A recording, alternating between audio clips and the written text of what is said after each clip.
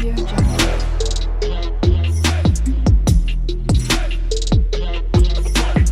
Audio Jungle.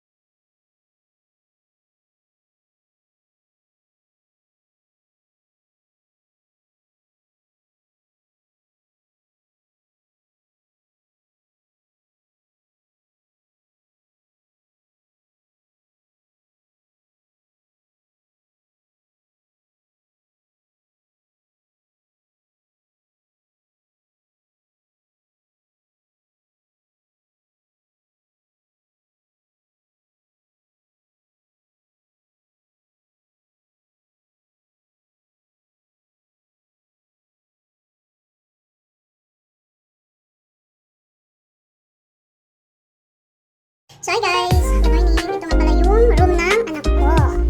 So ipapakita ko sa inyo. Yan yung bunso ko guys. Yan yung bunso ko. So tapos ako maglinis dito guys. Ayan. As you can see, malinis na siya. Hindi ko pa nalinisan yung computer niya guys. Ayan yung cabinet niya. Ayan. So far so good naman guys. Maganda yung ano dito. Yung pag-transfer ko ng bed niya. Plano ko guys, yung bed niya is ipaliit ko ba? Kasi masyado siya malapad. Mag-isa lang yung anak ko matutulog dito.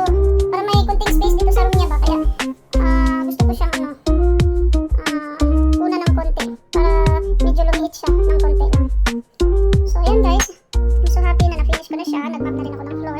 Nilagyan ko ng sunrocks at saka downy. So dito naman tayo sa room ng anak ko guys. Tara.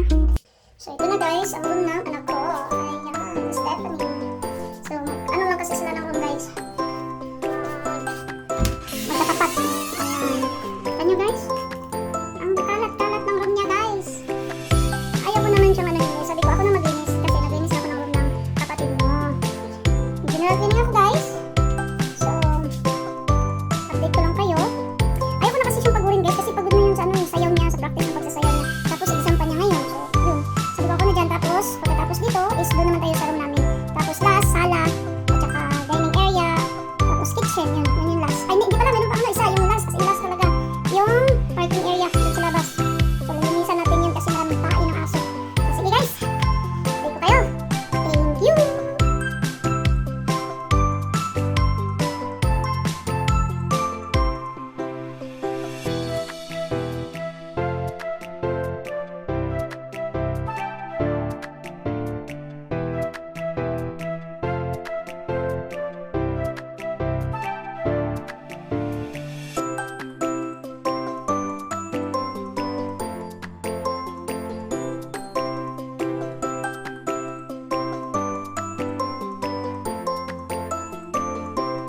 Guys, ito na lang yung ginawa ko guys. Then ko nilagay yung cabinet. Then transfer ko dyan. Tapos yung bed niya. Tapos yung study table. Para mas maganda siya tingnan guys. Kaysa kanina. Kasi kapag nilagay ko siya doon, ay kaharap siya sa pinto. Yung higaan niya. Eh may kasabihan kasi guys na bawal. Na yung higaan katapat ng pintuan. Mayroon kasing kasabihan sa amin ng ganun. Kaya yung nilipat ko siya.